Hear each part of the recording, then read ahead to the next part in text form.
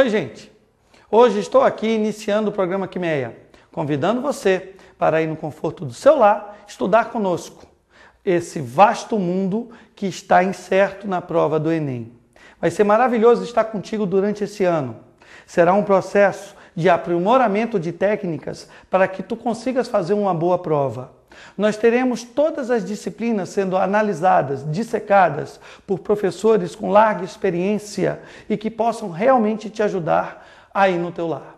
Gostaria que você estivesse conosco durante todo o ano, gostaria que você não perdesse nenhuma aula. É extremamente importante estarmos juntos para que nós possamos, no final do ano, brindar o teu sucesso. Gostaria de fazer parte dele. Conte com a gente nessa jornada. Na aula de hoje, nós teremos Química e Biologia. A Biologia vai estudar com você o estudo dos seres vivos, como eles se puseram no mundo, de onde partimos, como começamos a andar aqui na Terra. E a Química estudará matéria e energia, o início de tudo, como se deu esse todo que nós conhecemos por universo e aonde nós conseguimos chegar. Fica aí, não saia não, a gente volta já. Agora com vocês, as empresas que apoiam culturalmente o nosso programa, tá? Nós voltamos já.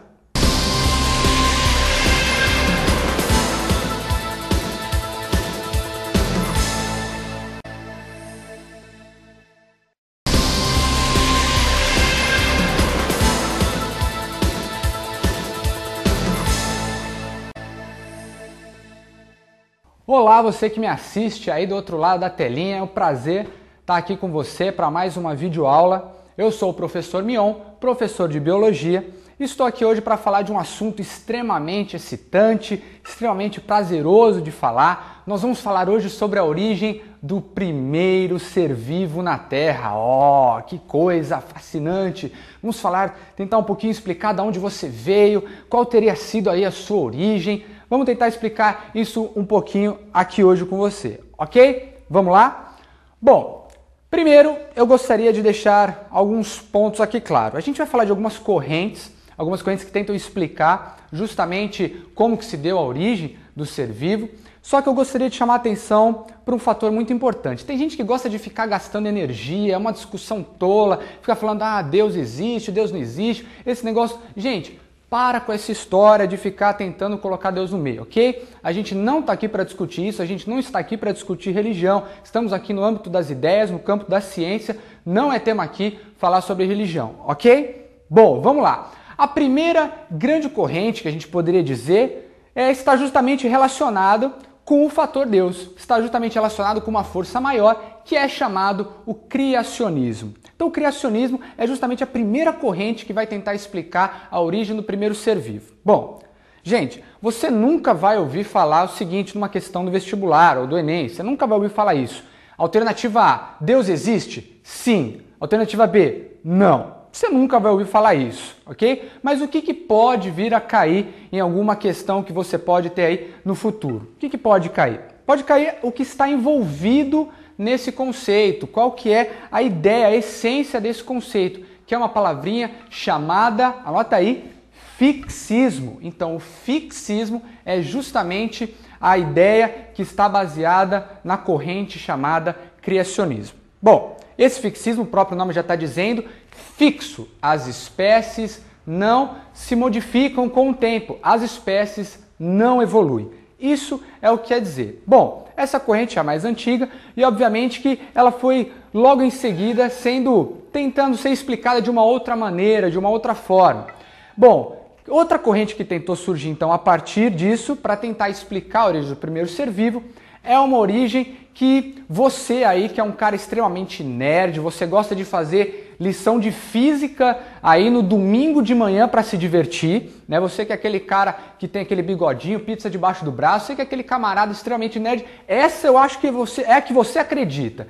É uma corrente chamada panspermia ou cosmogênese. A panspermia ou a cosmogênese diz o seguinte: a vida veio de outro planeta. Bom, o Enem, o vestibular, aceita isso como verdade?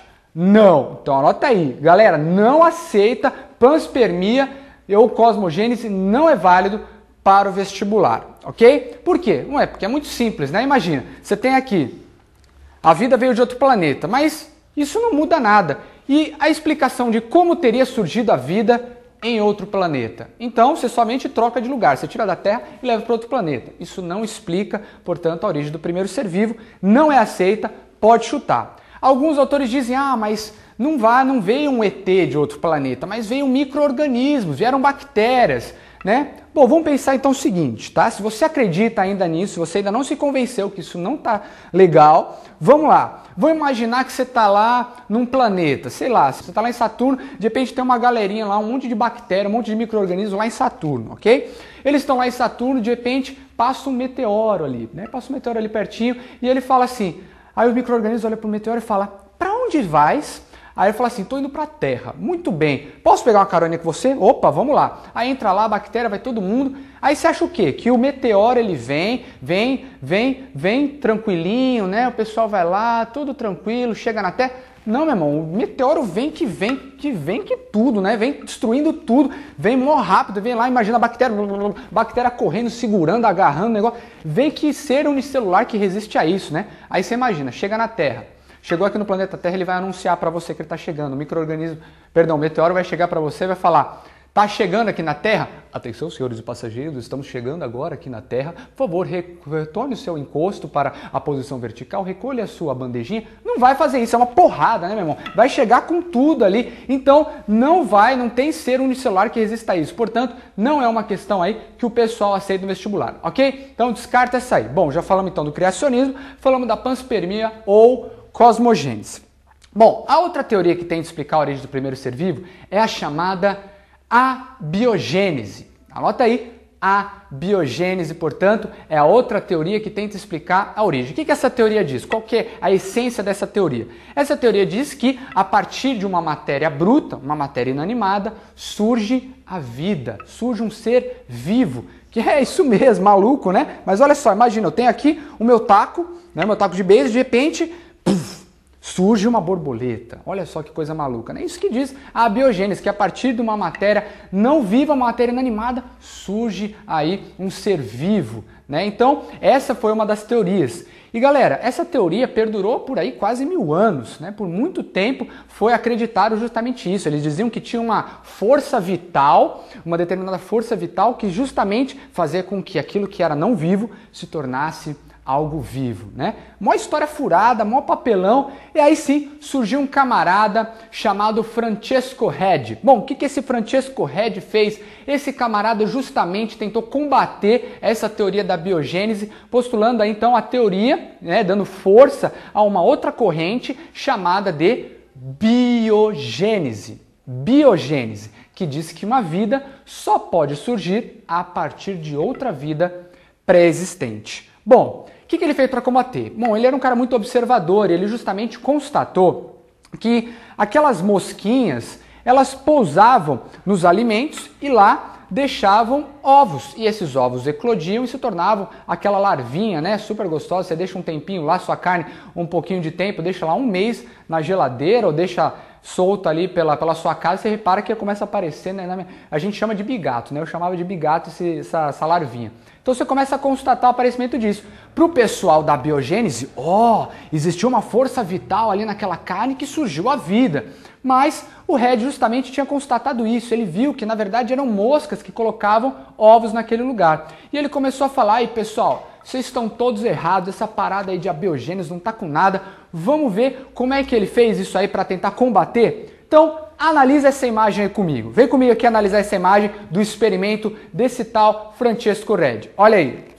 Bom, então você está vendo aí esse experimento que o Francesco Redi fez e ele constatou o seguinte. Então, como que funcionou o experimento dele? Ele teve ali um recipiente, tá? Um tubo qualquer, e ele deixou aquele recipiente aberto e dentro pedaços ali de carne, né? Esse pedaço de carne ele deixou exposto então ao ar. Ele pegou um outro tubo e colocou nele o mesmo pedaço de carne, só que agora ele tapou, fechou hermeticamente, completamente esse pote. Bom, o que ele constatou? Depois de algum tempo, é óbvio, apareceram as larvinhas ali, né, no pote que estava exposto. Mas quando ele tapou, ele observou então que esse essas moscas, essas larvinhas, elas não estavam presentes. Aí ele falou, tá vendo? Tá vendo como não tem nada a ver esse negócio de abiogênese? Não é a matéria inanimada que surge a vida? Não tem nada a ver isso que você está falando? Aí o pessoal foi tentar se defender. O pessoal do movimento da abiogênese não gostou, vaiou o cara, não, mas falou o seguinte: claro, mocinho, o que você fez? Você tirou o ar de dentro. E se não tem ar, não tem como surgir a vida. Você tirou aquele elemento funcional, aquele elemento vital para que a vida surgisse, que era o ar. Então não tá válido. Aí ele pensou um pouquinho. Bom, tá bom, vamos lá. Vamos tentar reformular. Aí ele pegou uma gaze. Essa gaze, sabe que você usa quando você está machucado, você vai no hospital, você usa essa gaze. Ele pegou uma gaze e tapou esse pote com essa gaze. O que ele fez com isso? Ele permitiu a entrada do ar, porém, ele não permitiu com que as moscas pudessem tocar na carne. Consequentemente, é óbvio o que aconteceu?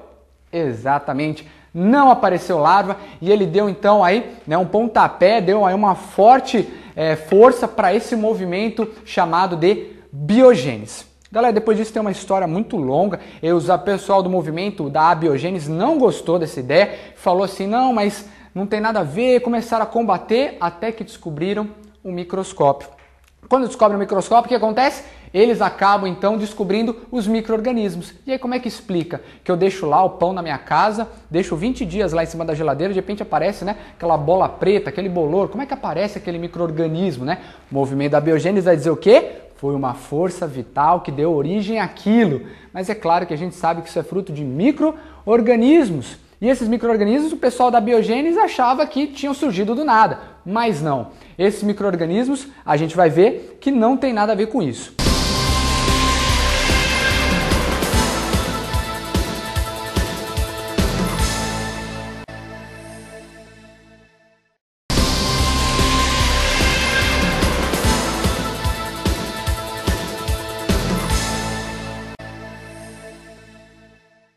Bom, gente, a aula de hoje é uma aula que tem por objeto de estudo matéria e energia. Quando a gente pensa no universo, a gente pensa em dois sistemas em consonância. Nós podemos pensar na matéria que compõe todo o vasto universo, bem como a energia que é gerada e geradora dessa matéria. É extremamente importante se notar que é indissociável o conceito de matéria e o conceito de energia. Então, nós quando pensamos desses dois conceitos, nós podemos estudá-los sim separadamente, mas sempre no intuito de lá na frente linká-los, pois um não existe sem o outro, como veremos pelo conceito einsteiniano. Tá? Então é muito importante para a gente, enquanto aluno de uma ciência que se quer natural como a química, tá? Nós temos na cabeça o intuito de que a matéria que compõe o mundo nada mais é do que a condensação de toda a energia que existe no universo. Tá?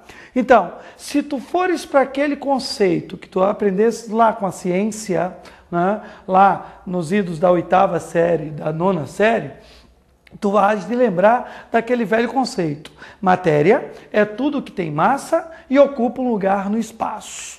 Pois bem, esse conceito não que ele esteja errado, mas é um conceito muito fechado, tá? E esses conceitos herméticos, numa ciência que se quer muito abrangente, ele traz algumas consequências e limitações. Então é importante que a gente comece discutindo esse conceito como um todo. Veja bem, matéria é tudo que tem massa.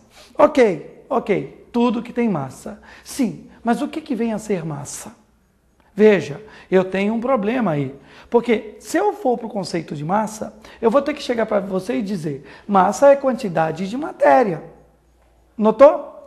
Notou o problema que eu tenho? Ó, matéria, tudo que tem massa. Massa, quantidade de matéria. São conceitos que se interligam, se interrelacionam e não produzem um terceiro efeito. Então, isso é um problema na hora em que eu tenho que explicar qualquer um deles. Então, eu gostaria que nós começássemos não pelo conceito de matéria, e sim pelo conceito de massa.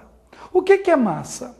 Eu vou levar vocês a um exemplo, tá certo? Esse exemplo é extremamente importante para que você entenda a massa como deve ser entendida, tá?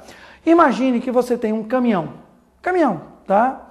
Um caminhão é muito pesado, obviamente, e que você tem uma bicicleta ao lado desse caminhão. E que alguém chegue para você e diga, olha, nós vamos ter que subir uma ladeira, tá? Tanto o caminhão quanto a bicicleta vão ter que ser empurrados, tá? Agora, eu vou te dar o direito de escolher qual dos dois você quer empurrar. Você, obviamente, como tem o direito de escolha, vai escolher a bicicleta. Por quê? Por que você vai escolher a bicicleta? O que te faz imediatamente a escolher a bicicleta e não o caminhão para empurrar subindo a ladeira? Pensou? Por conta de sua menor massa. Então pera lá. Então, a menor massa vai te fazer realizar menos trabalho. Não é verdade, gente? Mas por que a menor massa vai te fazer realizar menos trabalho? É aí que mora a intuição do conceito de massa. Perceba, o caminhão, grande massa. Difícil de sair do repouso, preciso despender muita energia para que ele venha a se movimentar. Bicicleta, pequena massa, com bem menos esforço, eu consigo fazê-la movimentar-se. Não é verdade? Tá? Esse é o princípio da resistência inicial, inercial. Então lembra, inércia, conceito antigo, lá da física. Vamos lá? Um corpo não pode por si só alterar seu estado de repouso ou movimento uniforme. Para tanto é necessário que nele atue uma força. Então volta para o exemplo, bicicleta parada, se eu quero que ela se movimente, eu tenho que aplicar uma força para quebrar a sua inércia. Caminhão parado, se eu quero que ele se movimente, eu tenho que nele aplicar uma força para que ele venha quebrar a sua inércia. Veja, quanto maior a massa, maior a resistência inercial. Então a gente pode intuir desse exemplo que massa nada mais é do que a resistência inercial. Quanto maior a massa de um corpo, maior a força que eu tenho que aplicar para que ele saia do repouso. Concorda?